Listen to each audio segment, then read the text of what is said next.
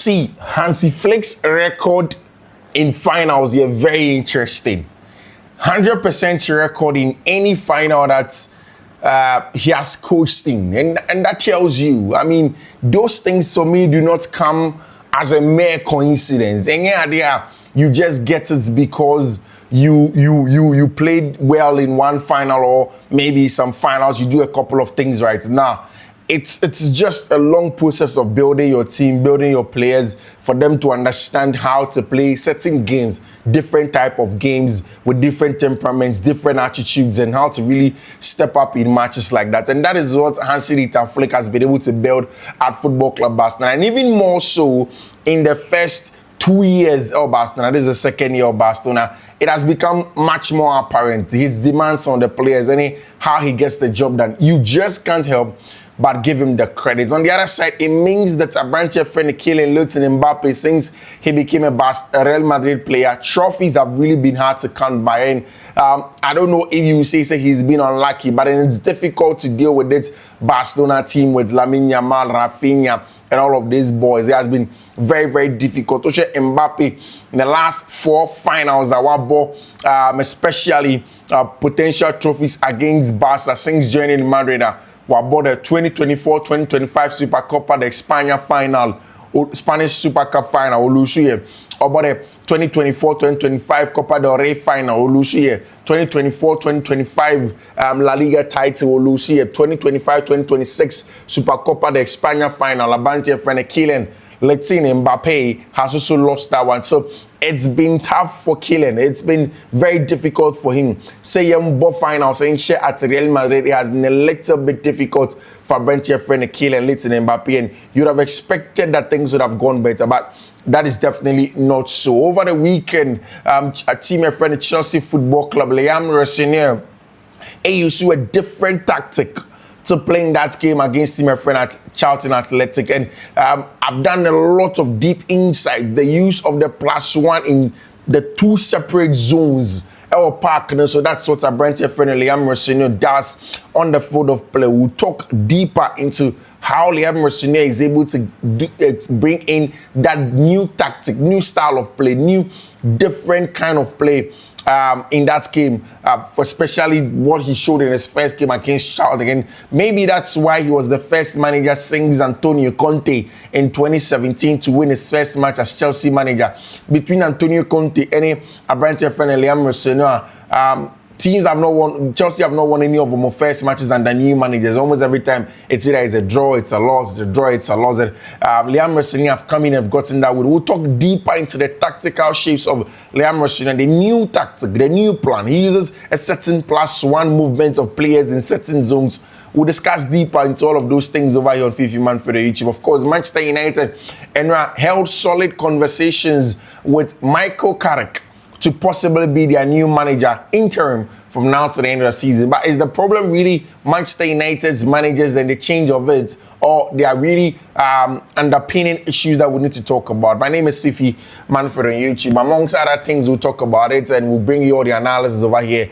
Thank you very much for choosing. If you're not subscribed to the channel, subscribe to the channel and turn on notification. In the notification turn and do choose all. Just anytime that there's content, you are first to have it here on the Fiifi-Manfred on YouTube. And it's important if you're an investor. And yesterday morning, I was telling you guys that if you're an investor, sometimes some of you just want, okay, today I stake, the next day I don't stake. It's not supposed to be like that. It's supposed to be a constant, consistent thing. And that's exactly what we did.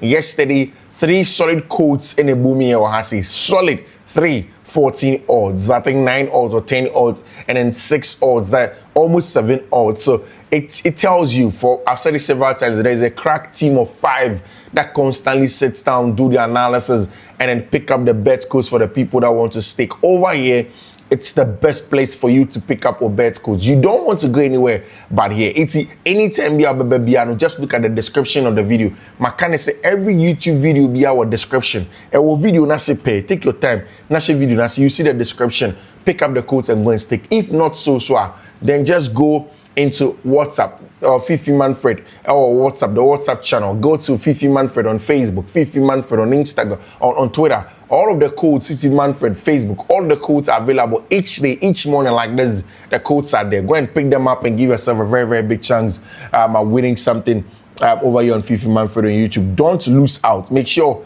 say you go and pick up the codes and then you win some good money here on Fiifi-Manfred on YouTube. Let me say my thank yous. And the codes are ready. So let me say my thank yous. First off, Yesumo Spare Parts Dealership Shop. I've said it a number of times that if you want the best place for car spare parts, if you want the best place for anything vehicle, car, oh your car, when you map a spare parts, up a quality of it, up a spare parts, wow, I'm out cano. I solid now you get good results now you feel debia consistently the quality parts it's at Yesumo Spare Parts Dealership Shop. And you see the thing with Yesumo is that you can just drive there or the workers there that will fix the problem for you there and then, or what you can do is that just call him and tell him what your problem is wherever you are in the country, or best send them on your money amount intact with the best drivers cars or send them out across the country, or best send the amount, then they just fix it up and then they bring it in and then they fix your car for you and everything gets sorted. So reach out to Yesumo on 059-313-8221 059-313-8221 for Yesumo CCA, who take very, very good care of you with respect to all of that. Of course, let us go to MOB clothing, entire shirts, tops, apparel, jeans, caps, round neck, your friend is saying sleeveless shirts and all of these things. The best place for you, MOB clothing. MOB clothing. And the best sort out with all of those things. Just contact MOB clothing on 0200-668-708, 0200-668-708, or Accra. On to do a flower station or Accra, to do a flower station or Accra, and a MOB clothing. I'm sure reach out to him. Let him give you the best set of clothes, shirts, tops, what have you. Na BBR. And come pa. And of course, we'll talk about Barca's win in the Supercopa de España 2026 final. They won it in the 2025 as well. But over the weekend, Enzo Maresca is gone. And then there's Rosenior. Now, Rosenior have come in his arrival at Chelsea Football Club. I think one of the things that people have been very, very vocal and vociferous about, and I've picked up about Rosenior, is the fact that he tends to be probably very confident. Some people describe it as overconfidence. I don't know if that can be described as overconfidence. But then one thing is for sure is the fact that Rosenior with a lot of confidence. He believes strongly, say he can make a lot of difference at Chelsea. And he's constantly saying the right things. He's constantly doing the right things. He's constantly saying, he thinks that Chelsea phone bit deliver players near good enough. He has mentioned, the talent level of these Chelsea players enormous, and he has not seen it in a very, very long time. So he doesn't know why people think that this Chelsea team cannot deliver. I mean, that is all I said, all and okay. But in all of that, at the end of the day, everything comes down to because we're parking. So, and that's where people are beginning to say, okay, fine. Rosenior and the tactics. How does he play his football? And the game against Charlton Athletic offered the first opportunity for Liam to be able to show how tactically flexible he is, to be able to show on the ideas on the tactical board. How does he want to break down low blocks, send your person on a high pressing teams able when you meet a team that sits in a compact 5-4-1 solid base? How are you going to manipulate their structure in the central progression area and able to play through them when you meet a team that is very difficult to break down? How are you able to go through things like that? It's one of the things that people have constantly been asking of Rosenior that he should. People wanted to see, right? And it started in that game against Charlton Athletic. But there's something that happened. I think that it needs pointing out. I like something about Rosenior since he became Chelsea manager. What can say me? He has mentioned he thinks that Enzo Maresca did a very good job as Chelsea manager. Also, a very, very confident says also Juma Maresca at Chelsea. He has brought in the building blocks in terms of tactical shapes, right? And in fact, Rosenior himself did say that Enzo Maresca and the Chelsea team were well coached by Hansi Flick. And I think that is true because the basics are there. How they should receive the ball, where they should receive the ball from, what it means when they are building up in certain shapes, certain systems. If the opponent is playing in a particular shape, a particular system, how they're supposed to build up from the back, how they're supposed to win second balls. However, he feels like there are just a few tweaks here so they can first the tactical parts of the game. AB and Maresca building a 3-2 or also building a 3-2. But then what's the important principle in only 3-2 shape? Maresca will rather in a 5-back go in a 3-1 shape, and then Senegal he can have an extra man in the final third. But then Abrantia friend Liam Rosenior thinks that it's difficult for you to manipulate central progression if you are building with just a 3-1, even with a back 5. So what he tries to do is what he did against Charlton Athletic, and a novel tactic. Is something that I personally, after following Enzo Maresca for a very long time, I had not seen that style of play, that tactical, shape, that tactical plan from Enzo Maresca. It's something that I'm seeing under Liam Rosenior for the very first time. And again, the zones where the players receive the ball, even the distances between players have been very, very important for Liam Rosenior since he became a Chelsea manager. And I don't want to sound like a breaking record and probably even go ahead of myself and make it look like Liam Rosenior have done like some serious wholesale changes. But to be very honest with you, the good stuff of Liam Rosenior and the job that he's doing is in how he's not trying to change everything. And I think that's the first point that people have to understand. And they say, Liam Rosenior have come to understand that Enzo Maresca gave the team a good base. And then he's not trying to change so much. Like he's not trying to change everything about the style of play. He's not trying to say, okay, any idea, maybe say, Messi the whole system, maybe 4-3-3, maybe Sano, maybe 5. No, he's not changing all of those things. He wants to build on Enzo Maresca's building blocks that were already there. And that is why you can hear him say things like that. And I think that's the first win for Brantia friend Liam Rosenior, because the sensible thing to do after all of that work that had gone in for Enzo Maresca, you don't have to throw all of that away and start afresh. You also need 2 years, 3 years to build on from that. But if you build on that and you make tweaks, small tweaks up, it puts you at the right position and it helps you go in that direction in that regard as well. And one of the things, if you watch the game against Team Refreno Charlton Athletica, Chelsea were building in a 3-2 phase with 3 midfielders, usually almost starting with four centre backs of a champion, 4 defenders of a champion, Tosin and then Benoit. And then had Abrantia Freno, Jarrell Hato as part of the back line, right? But most of the times when Chelsea were building up from the back, you saw Abrantia Freno, Benoit Badiashile became the left-sided centre back for Chelsea to get a 3 at the back to build up. No? He had a 3 left-sided centre back, and then Tosin became the CCB. It's important when you are playing against teams that sit low and then very compact. You need passes to break the lines. It's important for you to do that. In fact, I think that when Liam Rosenior teaches this team the basis of his principles and they're able to go into it and they get confident, one of the things that we're going to see is what people have been talking about with respect to Mike Penders, and when he pushes up to form the back 3 with the players and plays the football with them. I think it's going to be seen. When teams become too stubborn and drop even further deeper in their own area, Chelsea will put an extra player ahead of the 2 midfielders that are pressing the first midfielders. No, and if you look at our notation, it's Moise Caicedo and then Andre Santos just right in front of them. What Chelsea would rather do is that they'll push either Moise Caicedo ahead of that or Andre Santos ahead of that, and have one of the midfielders, one of the centre backs, join a branch friend Moises Caicedo in that area. Then the goalkeeper Philip Jorgensen becomes the CCB in the middle of the park. Then they play out from there. I mean, it is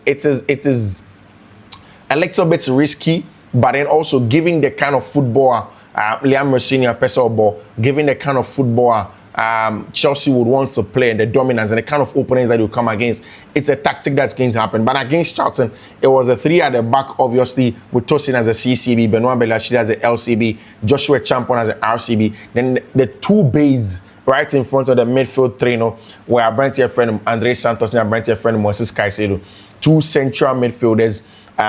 But you see, Enzo Maresca, like I said, in a game like this would have played maybe only Abrantia friend Andre Santos as a base. Now, Wama, one of the fullbacks. So if it was going to be Malo Gusto, in this case, it was Abrantia friend Joshua Champon. So you invest slightly like a diamond, into a diamond around you. Invest slightly next to him. Then again, he will allow also one of the midfielders. And in this case, it should have been Abrantia friend Jarrell Hato, the left-sided centre back, the left wing back, will now come in there as a diamond in that area. So you have the base, which is Moises Caicedo.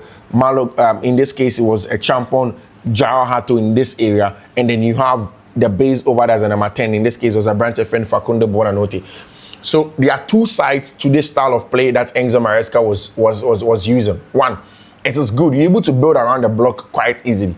However, it means that Jao Hato and then Joshua Kofi Champon would have to understand spaces, timing, and then zones of the pitch perfectly well. Because if Jao Hato drops into that left hand slightly inverted to receive the ball in that area to form like a diamond, and a Champon also drops there slightly inverted to receive the ball in that area to move forward. What is going to happen is that when they drop the space here, Charlton Athletic have the dominance. They have the overloads in that area. So when they come, they have to now go and fit into that space again. The team would have shuffled around that point in time. Because they already have the numbers, they would have shuffled. And again, they have to settle in that area before they receive the ball in the half-10. It makes progression a little bit difficult. And that's the idea of why Liam Rosenior doesn't use stuff like that. But what Liam Rosenior is trying to do with his style of play is that he plays the two pivots, he played them very, very close to each other. Like Obia and Kunjan and Yonko, they are just right in there in some pivots, and Moises Caicedo and Andres Santos just rightly seated in front of the three center backs. Once these people are there, two things have to happen. One, they have to constantly interchange passes or quickly, because once the ball gets to Caicedo, teams will press.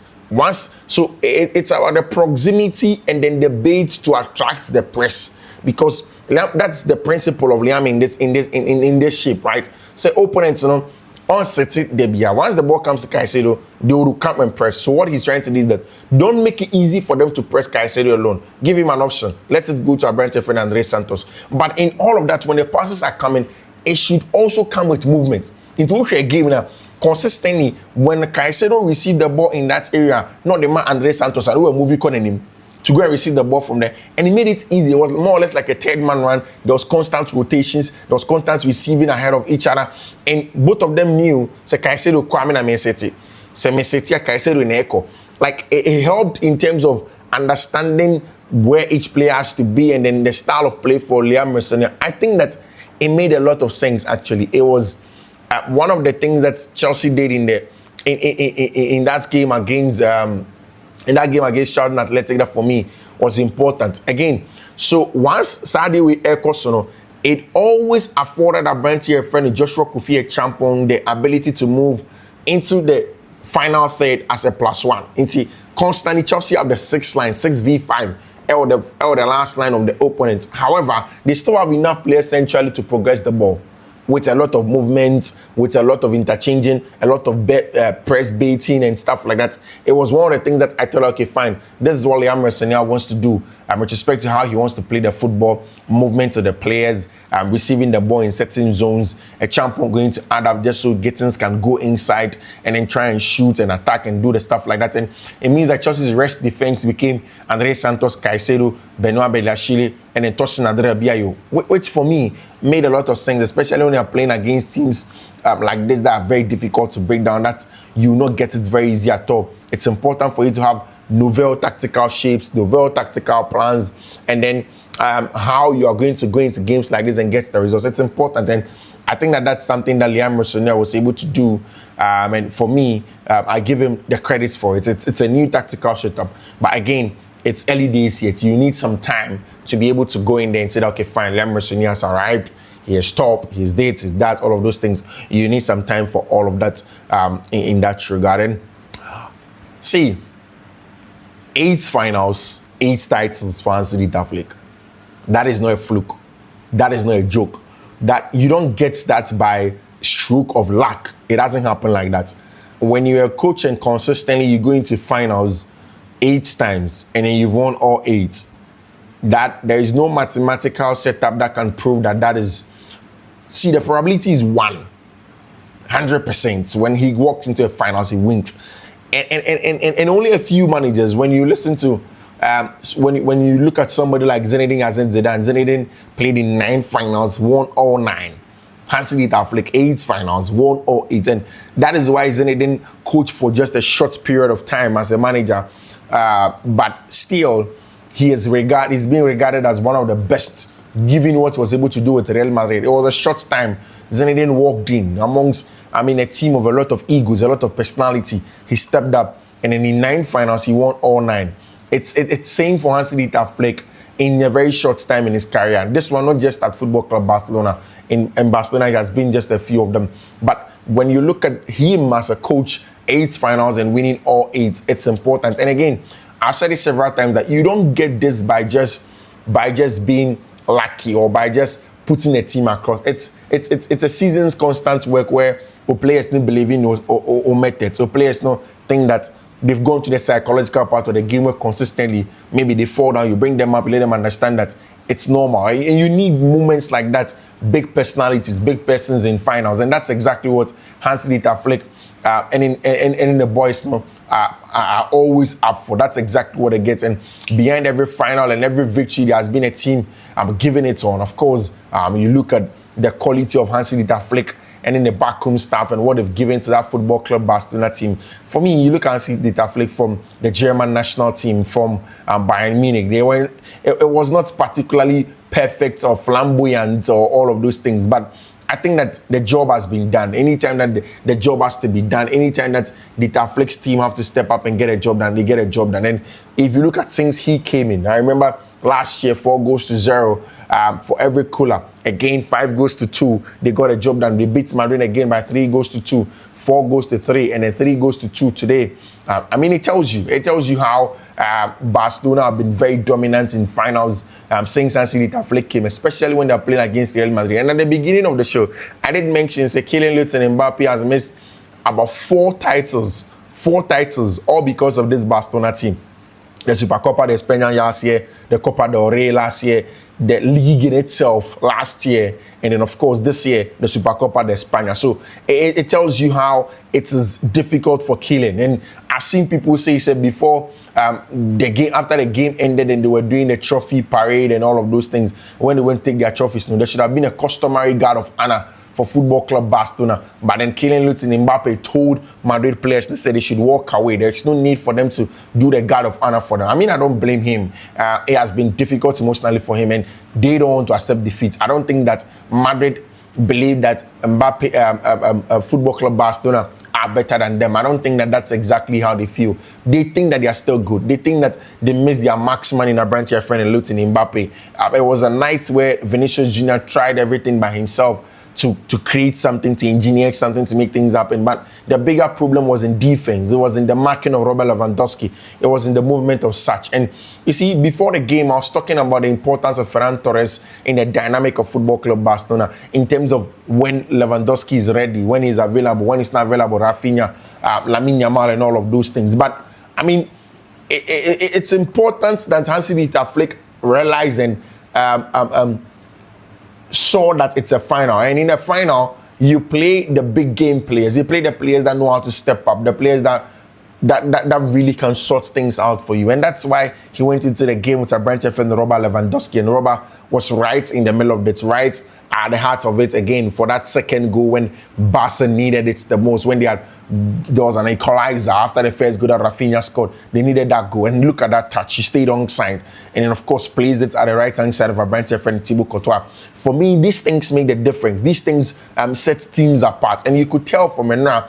Barca were complete. Again, look at the role of Abrante, your friend Juan Garcia in the game, and he was right there in difficult moments, in tough moments. The dying numbers of the game where Alvaro Carreras made that shot, he was right there for it. The dying numbers of the game where Dani Ceballos headed that ball and it looked as if it was going to go in. Abrante friend Juan Garcia was right there, and obviously he has managed to win his first trophy for Football Club Barcelona, which makes a lot of sense, because when you look at the quality of Abrante friend Juan Garcia, you would have been expecting, say, when is he going to get trophies to match it? Because he has been very important. He has been very, very good. But for me, the most important player inside Barca team, has been just one person. He has been Abrante friend Raphinha. He has been fantastic in all sorts of it. And I like what Raphinha went to say in the post-match press conference when he went there and he told the journalist, say, "Oh no, Ubi under Hansi Flick asemano."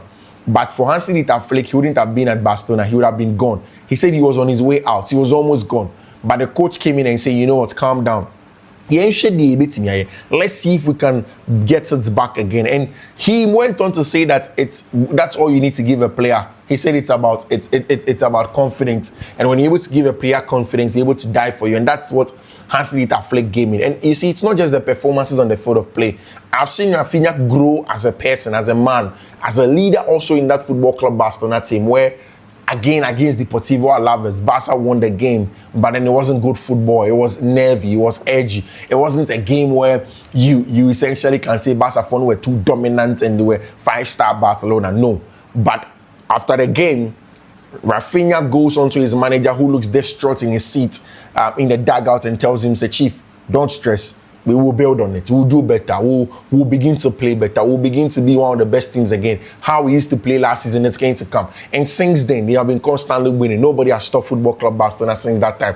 It's the confidence that he gave him as a player. That's ono Raphinha, Edema Hansi Flick, and ono Raphinha, Edema the other players in the Barcelona team to let them feel that they can get a job done. And then just look at the athleticism of the player, running the channels, constantly receiving the ball in tight spaces, the pace to go direct, even when he's being played out of position, in a position that's not natural to him. When Alejandro Balde keep you with Raphinha is able to receive the ball in those tight spaces, receive them, and when there's space, he goes forward. When there's space, he doesn't stop. It's a transitional threat, in my opinion. Yes, Barca play with a lot of ball possession, retention of play when he sits in the mid block, but the best Barcelona is when they are transitional, when they have the ball in areas where they can play forward, when they can run into the channels, when they can break teams down, when they can go forward.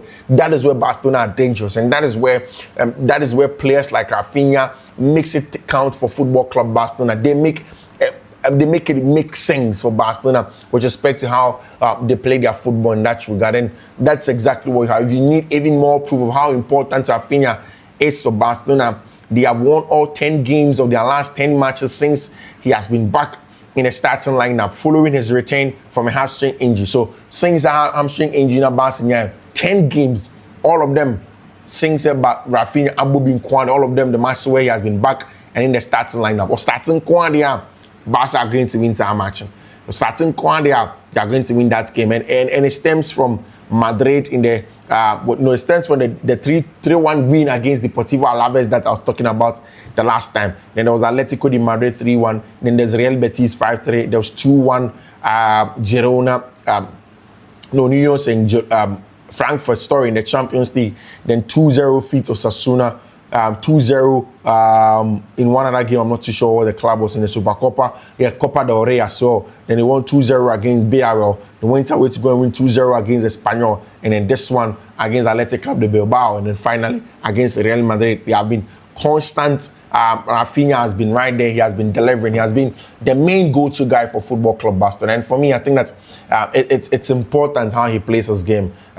If you watch the game again, Lamine Yamal was important in that area. For Madrid, I think that the absence of the centre-backs looks very worrying for me, because when you go into a game like this and your centre-backs are Dean Heitzen and Raul Asensio, for me, it's particularly not the best kind of centre-back that you get in modern football as it stands now. You need more. You need much more quality. You need people that can help them. Again, the tactic of dropping Orange Tchouameni to the back to come and track the ranks of Robert Lewandowski, for me, did not work for me. I think it was important for them to apply the press in the middle of the park and prevent even the ball from getting to Robert, and then allowing Raul Asensio and the Dean Heitzen to deal with them, and when the ball comes back, and allow Tchouameni to stay in the middle, because I think that affected the ball progression of it. Constantly, it means that Gonzalo Garcia has to drop centrally to come and receive the ball to play forward, and which I think that there were a few issues in that regard. But of course, Xabi Alonso would have to work. He has to work on getting a few things. Madrid probably has to go into the transfer market. They need a proper six. They need a deep line playmaker. They need about 2 or 3 more centre-backs who are good in terms of defending. They have been linked with a couple of centre-backs, Upamecano, Konate, William Saliba, extending the contract to Arsenal. But then Madrid needs quality. They need experience in that regard to come in and see if they can turn things around for them, especially at the back, because they have good fullbacks. They have a good goalkeeper. But the problem stems from the centre-back area where it doesn't seem to be going on well for them. And now there is good news for Manchester United, because it looks as if there is an interim manager on the horizon, and there are two people who have been earmarked for the possibility of Manchester United getting the new manager. First off, Ole Gunnar Solskjaer, somebody who has been there, was sacked 4 years ago. He knows Manchester United in and out, former player and stuff like that. And Manchester phone, after letting Robin Amorim go, one of the things that they want to do is get an interim manager and then do an assessment from now to the end of the season.